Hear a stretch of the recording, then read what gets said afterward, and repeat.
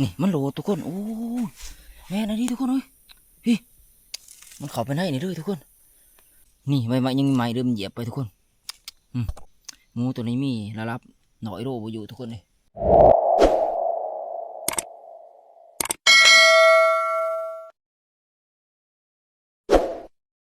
ไปทุกคนบาดนี่ได้เวลาไต่ตานะออกไปไต่ตาคือว่าแหละตามใจเอาเล่านะแล้วก็ขึ้นไปล้างผู้เอาเล่าเนาะไปนี่ไป4 คนนะไปรอบนี้แต่จะมีพานมองกับพานทองนะกะพานแดดน้ำเนาะไปเพราะว่าคืนนี่ก็เป็นคืนสุดท้ายของทีมงานเฮาสิใช้ชีวิตอยู่ป่านะทุกคนสิจัดเต็มที่เนาะเพราะว่าเฮามาอยู่นี่ก็ลายมือลายคืนกับท่านโศกท่านมานทุกคนเลยพยายามหาเต็มที่แล้วสุดความสามารถนะสำหรับทีมงานเฮาก็ดีจากหลายทุกคนเลยหากินก็ยากลำบากก็ดีส่วนนี้เดือนก็แจ้งทุกคนเนาะแต่ปกติเดือนมื้อเฮาก็ยังพอสิได้บ่าไปดัดหมักล้างน้ำหรือว่าอีเห็นทุกคนเลยโอ้ทีมงานเฮาย่างก่อนนะ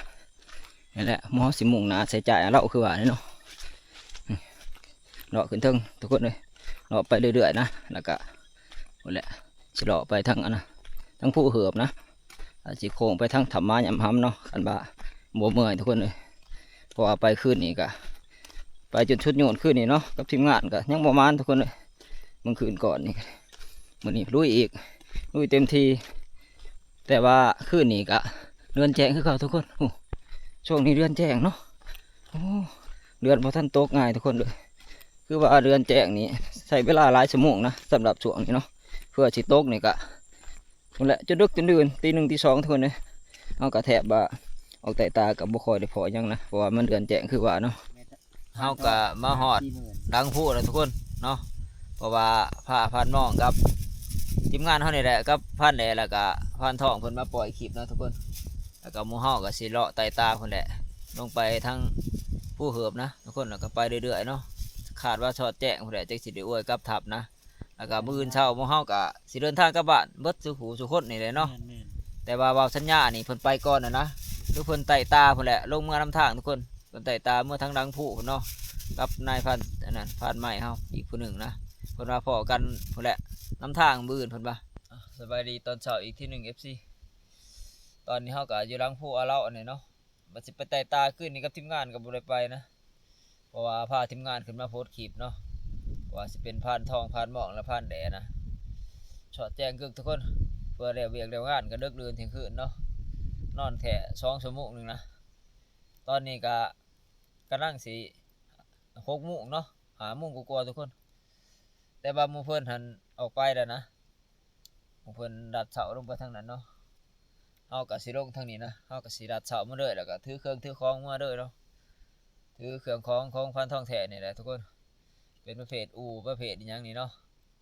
และพอกันอีกที่หนึ่งก็อยู่เที่ยงนั่นหน่อยทุกคนเนาะอันกาลงเมื่อแล้วบ่มีเหตุการณ์หยังเฮาก็สิบ่ได้ถ่ายเบิ่งนะทุกคนไปมุ่งหน้ากับเที่ยงหน้าหน่อยบัดนี้ทุกคนบรรยากาศยามเช้าๆนะดังผู้เรามื้อนี้เบิ่งคือฝนสิบ่ตกแล้วเนาะมื้อนี้เริ่มมีแสงแดดออกเลยเด้ช่วงเวลา6 โมงนี่โอ้แสงแดดขึ้นทั้งอันนะทั้งผู้มันทุกคนและทีมงานเข้าไปทั้งเบื้องนั้นเนาะปานทองปานหมองบางเทื่อเพิ่นสิพยายามแห่นะแล้วก็สิลงกับเมื่อเนาะเลยเนาะ2 คนหมู่เพิ่นส่วนพานแดกก็ไปรัดทั้งผู้เราทุกคนโอ้ทั้งเบื้องนั้นเนาะผู้เราเบื้องนั้นเอากระสินี่แหละสิรัดไปทั้งนี่แหละทั้งทางขึ้นทางลงแล้วก็สิงูกับทับคือว่าเพิ่นทุกคนมาหาทีมงานเฮาผู้อยู่ทับเนาะเพราะว่ามื้อนี้พอสิลงกลับบ้านคือว่าต้องพาเมื่อไหร่ทุกคนอย่ามันเสร็จมันสวยเนาะเพราะว่าไอ้น้องเฮามาตะไกลตะกวงนะตะลงตะเล่าหมู่เพิ่นก็สิพาเมื่อเนาะอย่ามันค่ำนะเพราะว่าบ้านเพิ่นมันอยู่ไกลเนาะเพื่อเพิ่นสิเมื่อฮอดบ้านมาฮอดทับแล้วบัดนี้ทุกคนโอ้พักผ่อนจังน้อยหนึงสิเดินทางกลับบ้านคือว่าเพราะว่ามันก็สวยล่ะตอนนี้ปิ้งเขียดพันทองเพิ่นสิปิ้งเขียดชวนทีมงานเฮาก็ปั่นไปนำได้ไปเดินทางกลับบ้านบัดนี้ทุกคนเมื่อเบิดนะสำหรับทีมงานเฮาเนาะแต่บ่าวสัญญาหันเปิดไปก่อนนะหมดแล้วคือสิฮอดหลังผู้แล้วปานนี้เถียงก็สิบ่ห่างดอกเพราะว่าพานใหญ่ก็ขึ้นมาแล้วเนาะบ่แน่แล้วเพิ่นอาจสิย้ายมาอยู่เถียงเพิ่นมาก็พานป่านะแล้วก็พานแอมันจมเนาะจม เฮามีแต่ว่าเดินหน้าอย่างเดียวมาหลายวันนะทุกคนก็บ่โศกบ่มานเนาะเพราะว่าทีมงานเฮาหันได้ทับมักเบอร์นะมามื้อแรกเนาะพวกเพิ่นขึ้นก่อนประมาณ11คนได้ทับ2คนเลยนะทับ2โตแต่มันบ่ล้มทุกคนมันก็เลยบ่แหกมานมาเลยเนาะแต่ต้นก็มีแต่ว่าเฮาสิมาตั้งดักใหม่ทุกคนบ่ได้ประมาณ3วันหรือ2-3คืนนี่แหละที่สิขึ้นมาใหม่เนาะเมื่อเที่ยวนี้ก็จะพิดบังแน่นอนนึงทุกคนเด้อเนาะบ่ได้แนวอยู่แนวกินนะให้ไอ้น้องเฮาที่มาแต่ไกลแต่กวางโอ้บ่คักปานใดเพิ่นอุตส่าห์มาหาอยู่หากินนำก็บ่โศกบ่มานทุกคนมันหาแล้วกับฝนก็ตกนะบ่ค่อยออกหากินเนาะใกล้ออกเดินทางเมื่อมื้อนี้ก็คือว่ามันครึ้มฝนทุกคนมันบ่แดดปานใดเนาะมันก็คือสิบ่ฮ้อนดอกมึงหันก็ตกปล่อยๆนะตอนมาเฮากำลังสิออกแต่เที่ยงเนาะน้องมาเฮามารอบนี้ก็2โตนะหมักการกับหมักมีลำพันใหญ่เนาะแต่ว่าเจ้าของเพิ่นก็ขึ้นมานะแต่มันก็บ่ได้อยู่น้ำเนาะเพิ่นไปพักอยู่เที่ยงผ่านป่าเพิ่นทุกคนเพิ่นว่าสิย้ายไปทำให้นะมื้อนี้เนาะกันเพิ่นสิไปโตห้อยหมักเบื้อไปใหม่นึงทุกคนเนาะเพราะว่าหมู่เฮาเดินทางกลับบ้านนี่หมู่เฮาเบากันมันก็เสียงหลังเนี่ยมันตื่นไปนะนี่เพราะว่าหมู่เฮาบ่คิดว่ามันสิมีแถวนี้เนาะมันออกมาตะลงตัวนี้ทุกคนเด้นี่มันขามไปลงเอาเรานี่น้องมาเฮาแดนเป็นชวนอยู่บางอย่างนี่มันมีใหม่มุ่งหน้าไปนี่เลยทุกคนโอ้มันเข้าไปในโด่งนี่เลยนี่มันโหลทุกคนโอ้แม่นะนี่ทุกคนเอ้ยพี่ความห่างพุ่นเนาะโอ้มันโหลดไปนี่ความห่างนี่ประมาณเกือบ2 เมตรทุกคนเอ้ยมันโหลดพุ่นแต่ผลมาเนาะนี่หอดนี่อีกห้อยหนึ่งนี่พี่โอ้นี่มันเข้าไปในนี่เลยทุกคน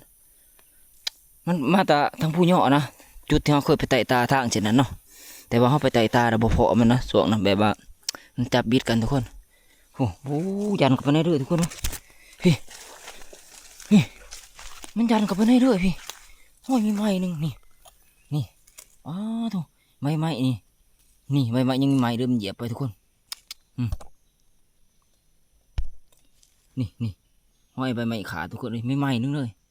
โอ้หมกถอกใหญ่นี่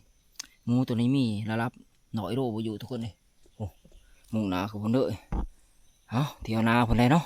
เพราะว่าเที่ยวนี้จะได้ก็เดินทางกลับแล้วคันเฮาบ่ได้กลับยังว่าบางเทื่อมาเฮาพาน้องมาเขาไปโฮมเฮาหลายคนอาจมีสิทธิ์ไหลทุกคนไปรัดทางหน้านำเนาะโอ้ทีมงานเนาะอย่างดื้อเลยนะฝ่าวแน่ทุกคนเพราะว่าหมู่เพิ่นสิเดินทางไกลเนาะเมื่อวานเพิ่นเมื่อทางลงเพิ่นทุกคนเลยขามนำเซ่โดนเฮาเพิ่นไปเนาะเพราะว่าอีกเหตุผลหนึ่งอันนี้ยานพ้นตกนี่มืดมากเลยทุกคนอ๋อขึ้นกับห้ำเฮานะตอนนั้นห้ำมากับชุดทางเนาะโลกนี่ก็อาจจะห้ำเฮาอีกขาลงนี่แต่ว่าพิษบิดหวยละหังนี่ตกแห้งเฮาก็บ่ยานทุกคนเลยยานมองเดียวคือว่าแหละยานมองแม่น้ำสายโหดเนาะแต่บ่าหมู่เฮาเดินทางเมื่อตอนเช้านี่ประมาณ10 คนนะทุกคนเพราะว่าทีมงานเฮามานี่12 คนเนาะแต่ว่าเบาสัญญาเพิ่นเมื่อก่อนแต่ขึ้นนี่เพิ่นแหละเพิ่นเมื่อถาทางดังผู้เนาะกับนายพรานใหม่อีกผู้หนึ่งนะเฮานี่ยางน้ำรังคนนี้คือ10 คนไอ้น้องทั้งโดงเฮาเพิ่นมาพอมองไม่ไหม้แปลกๆทุกคนคือร้านยุ่นนี่เนาะเพิ่นก็ถ่ายรูปใบเป็นที่ระลึกนะเพราะว่านานๆเพิ่นมาที่เนาะแต่ว่าเมื่อเที่ยวนี้ก็บ่ฮู้ว่ายามใดสิได้มาอีกเนาะคันเพิ่นบ่ว่างก็บ่ได้มานำง่ายทุกคนนี่มันก็เป็นสถานที่แบบว่าสวยงามกว่าแม่นทุกคนนี่เพราะว่าเป็นรูปยุ่นนะแต่ก่อนนี่เนาะที่ว่าเขาเอิ้นร้านยุ่นนี่นี่เป็นที่สงบสงีกนี่คักแล้วบ่เฮ้ยคักเนาะเอาไปเมื่อบัดนี้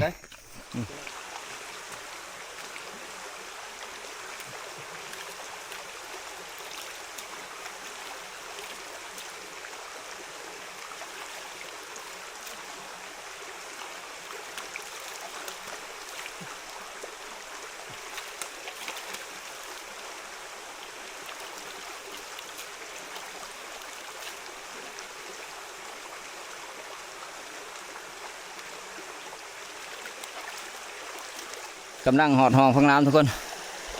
ก็ถือว่ายังอยู่บ่ไกลเนาะก็หอดห้องละหังนะแม่น้ำสายโหดเฮานี่หอดนี่ก็ถือว่าน้ำก็บ่ได้ปานใดเนาะเพราะว่าฝนมันก็หยุดตกหล่นเติบเลยใช้คักทุกคนเนาะเย็นดีเนาะมาหอดแม่น้ำสายโหดทุกคนบาดนี้ใครหรอกน้ำบ่ได้คือเก่าหั่นแหละเพราะว่าฝนบ่ตกเลยมันตกค่ำแต่เฮาขึ้นมาพุ่นเนาะแล้วมันตกอยู่ผู้นี่ก็คือว่าตกบ่แห้งนะตอนที่เขาใส่ชีวิตอยู่ป่าประมาณ2-3 วันนี่ทุกคนเลย บ้านท้องเพิ่นเมาหน่อไม้ได้แล้วทุกคนบ่มานหยังก็เอาหน่อไม้ได้เพิ่นว่าเนาะก็ได้อยู่ได้กินก็จะเอามื่อแกงหวานนะส่วนเฮาก็มานอยู่ได้ทุกคนเลยบัดสิบ่มานกันเนาะมานห้อยหั่นแหละเนาะทีมงานในน้องเฮาที่ลงก็หลายๆนะได้พออยากเป็นพันหน่วยพุ่นแหละพันปลายทุกคนเพราะว่าผู้เพิ่นเก็บประมาณ 3-4 คนเนาะส่วนเฮาก็ได้ประมาณ100ปลายว่าเป้าก็100ปลายฟันแด100ปลายทุกคนเลยฟันมองก็ได้อยู่มอ100นี่แหละเนาะคือว่าเดี๋ยวพอ2,000พุ่นเด้สำหรับห้อยหอมทีมงานเฮามานงวดนี่เนาะเพราะว่าบ่ได้ชัดใหญ่ก็ว่าแม่นก็เด้อพาไอ้น้องเฮาไทยลงนี่ไปเก็บห้อยบ่ได้เพิ่นมาฝากลูกตอนเมียทุกคนเพิ่นมาแตะไกลตะกวงเนาะเพิ่นก็พอใจหลายเติบนะถือว่าดีใจนะเพราะว่าบ่ได้ชัดใหญ่ก็คือว่าห้อยมันก็หากินยากเนาะห้อยหอมนี่แถวเขตบ้านเพิ่นก็บ่มีทุกคนข้ามแม่น้ำสายโหดแล้วเรียบร้อยทุกคนเอ้ยไปไหนล่ะบาดนี่บ่มีน้ำให้ข้ามนะถือว่าสะดวกเนาะตกมาก็บ่ยะน้องคนบัดซ้ำสิตกนะแต่ก็เบิ่งก็คือสิบ่ตกลงมื้อนี้คืบอยู่นะคืบแล้วก็แจ้งออกเนาะเดี๋ยวคืบเดี๋ยวแจ้งทุกคนมันเป็นสีเงาๆหน่อยหนึงนะทีมงานเขาก็ย่างก่อนหลายคนเนาะทีมงานเทลงย่างก่อนพวกเพิ่นเผาเนี่ยส่วนผ่านมองผ่านท่องว่าเป๋ายังย่างตามหลังเขานะทุกคนว่าสัญญาเนี่ยคือสิลงหอดุมเนาะเพราะว่าเพิ่นว่าเพิ่นไต่ตามาถ่าอยู่ลานหมิ่นหรือว่ารังผู้แต่คืนนี้นะเพิ่นว่าทุกคนป่านนี้คือสิลงไปถ่าอยู่เพื่อนพันใหญ่หรือว่าเที่ยงพันใหญ่เรียบร้อยแล้วมั้งเพราะว่าพวกเฮากับเพื่อได้เดินทางกลับบ้านนี่ก็สวยเติบเลยเนาะประมาณ11 โมงแล้วนะทุกคนนี่เฮาออกแต่เที่ยงหน้าน้อยประมาณ10 โมงกลัวๆทุกคนหัวสว่านก็เอาขึ้นมาปล่อยอยู่ผู้ทุกคนพี่ขนาดเนาะมีแต่ตัวพี่เลยสีเดียวกันเลยนั่นตัวใหญ่นี่ประมาณ3 ตัวเนาะแม่มันแต่ส่วนตัวน้อยนี่ประมาณ5 ตัวทุกคนทีมงานเฮาเป็นนางถ่ายคนนะทีมงานที่ลงเฮาที่ย่างก่อนมาหอดลานมินนะนั่งพักผ่อนกันจังหน่อยหนึ่งเพราะว่าแดดแห้งนะมาพ้นสิตกบ่ตกถ้าเพื่อนรักแน่เพื่อนเอาหน่อไม้นี่มาฝากเมียเพื่อนหน่อไม้นี่หน่อไม้อันนี้เป็นตะยะนะทุกคนเลยเนาะเพราะว่าคันว่าเฮาย่างสะนี่บ่ทันมันทุกคนเลยเพราะว่ามันเป็นหน่อไม้ไหลนะนี่ท่านแล้วนั่งพักผ่อนกันน้อยหนึ่งทุกคนเปล่าเนี่ยเนาะเปล่าน้ำไอ้น้องเขาจากเมื่อวานเนี่ยเพราะว่าเพิ่นมาไกลคือว่าเนาะในทางที่เพิ่นมานี่ก็ประมาณอย่าง50 กิโลพุ่นนะทุกคนจากวัดเข้าไปเนาะมันก็สิได้ขามน้ำเสน้ำทุกคนย่านพาลงฝนตกเพิ่นขามน้ำยากเนาะย่านขามแน่ก็แม่นทางมันก็ไกลแล้วก็บางเทื่อมันก็ยากเป็นช่วงนะทุกคนเป็นทางมาเนาะมาหอดเขตบริเวณหลังผู้แล้วมันโอ้พอดี11-12 โมงพอดีจะไปนั่งพักผ่อนอยู่หลังมันน้อยหนึ่งเนาะก่อนจะเดินทางลงเพื่อการพักผ่อนก่อนเมื่อยแห้งยากมากนี่ก็ว่าการนั่งพักผ่อนอยู่นี่แหละนี่ยายกันนั่งนะแต่ละคนคือว่าแหละ10 คนพอดีเพราะว่าพอบ่าวสัญญาว่าสิถ่ายอยู่รังผู้นี่คือสิลงแล้วเนาะคนมาตะคืนนี่ทั้งนั้นก็2 คนยายกันอยู่มาหอดรังผู้ก็วิวดีขนาดทุกคนอากาศดีเนาะมันแดดบดละเอาอยู่ในนี่ก็สว่างเที่ยงจังน้อยหนึ่งจังยางลงไปยางต่อไปนี่ทุกคนมีแต่ว่าเบาเดืองค้าลงนอกวัดนี่ทีมงานเขาก็ลงไปไล่แล้วนะยังเขาก็เบาเป่าอย่างน้ำลังแดดก็ออกแห้งแล้วปะนี่เพราะว่าไก่สิบ่ายโมงเลยเด้เขานั่งพักผ่อนเบิ่งหันตอนเที่ยงกันนี่ก็เที่ยงครึ่งพอดีทุกคนประมาณเกือบ30 นาทีเนาะโอ้ลมออกแล้วลมวิวเลยวิวดีขนาดลมเป็นลมเลยลงมาฮอดลมละทีมงานเขากันจะหน่อยมือเพิ่นจากสิเมื่อเนาะมือเพิ่นขี่รถไถนะจะชวนเขาสิขี่รถจักรเมื่อหน่อยจะได้น้องทั้งลงเขาเมื่ออยู่บ่เฮ้ยเมื่อยเงยหน้าขึ้นในตีมาไกลมากกว่าเบิ้งสิถามนี่เมื่อนั่นนี่รอบหน้ามาอีกอยู่บ่คันว่ารอบหน้านี่เรื่องว่าจะไรสถานการณ์มันหักสิบราบสิมากคือเก่าเขาว่าคันได้ยะยามคันบ่ได้ยะดาบครับว่าคันว่าบ่ค่าเวียกค่างานกำมาคือเก่านี่เด้ไอ้หนุ่มเฮานี่มาอีกอยู่บ่รอบหน้ามาเอามาได้เว้ยเตือนโชคให้มานรอบหน้านี่รอบนี้ก็ยามันนี่เด้มื้อนี้มาอยู่บ่มาคือเก่าบ่ลาบเนาะบ่ลาบเนาะแก้มื้อให้ได้เด้อนะเว้าเนาะคันมันมันก็ได้แก้เด้เว้ยทีมงานเขาก็ทยอยประกันขึ้นรถไถล่ะก็ว่าเดี๋ยวเฮาขี่รถจักรเมื่อว่าเป้าสิเมื่อน้ำเฮาเนาะเพราะว่าเฮาก็มาผู้เดียวเฉพาะขี่รถไถเฮานี่ก็ ประมาณ7-8 คนนี่แหละอยู่ใน7 คนเนาะ2 4 6 7ถึงพานทองเพิ่นขับรถพานมองกับเมื่อละพานมองขี่ผู้เดียวเพราะว่าบ้านเพิ่นอยู่ใกล้เนาะไปเดินทางกลับบ้านเดินทางไปก็ถือว่าสะดวกแต่ว่าทีมงานพักไว้ก่อนนะคนขี่รถไถ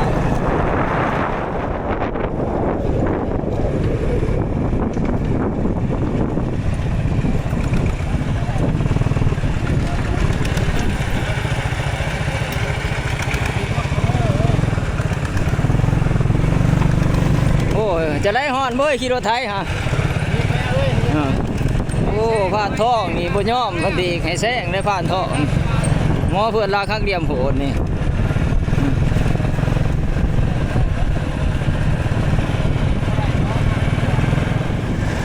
มาก่อนเด้อเว้ยมาก่อนเด้อ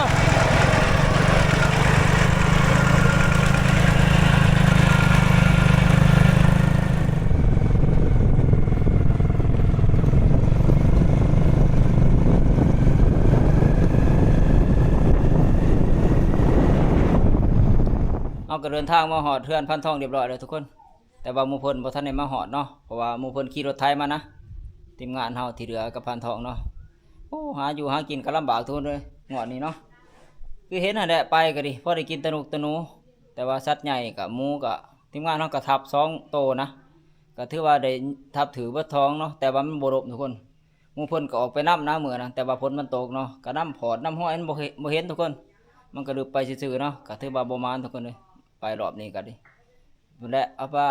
รอบหน้าจังว่ากันใหม่ทุกคนเพราะว่าอีกบ่เกิน 2-3 คืนหมู่เฮาก็สิขึ้นเองนะพักผ่อนอยู่บ้านบ่เกิน 2-3 มื้อคือว่าเนาะหมอก็สิขึ้นใหม่ไปหาอยู่หากินตามเคยทุกคนเลยรอบนี้บ่ได้ก็รอบหน้าก็มีแต่ว่าขอตัวแก้มือใหม่ทุกคนเนาะแต่ว่าสำหรับคลิปนี้เฮาสิปิดไว้เพียงเท่านี้ทุกคนพบกันใหม่คลิปหน้าเนาะแต่ว่าก่อนอื่นหมดก็ขอบใจเนาะ FC เบิดทุกคนเนาะที่เข้ามาติดตามนะครับชมคลิปของเฮาแต่ต้นจนจบทุกคนเลยสุดท้ายก็เช่นเก่าเช่นเคยทุกคนอย่าลืมฝากกดไลค์กดแชร์เนาะ2 บาทกุ้งคนหากินคือเก่าทุกคน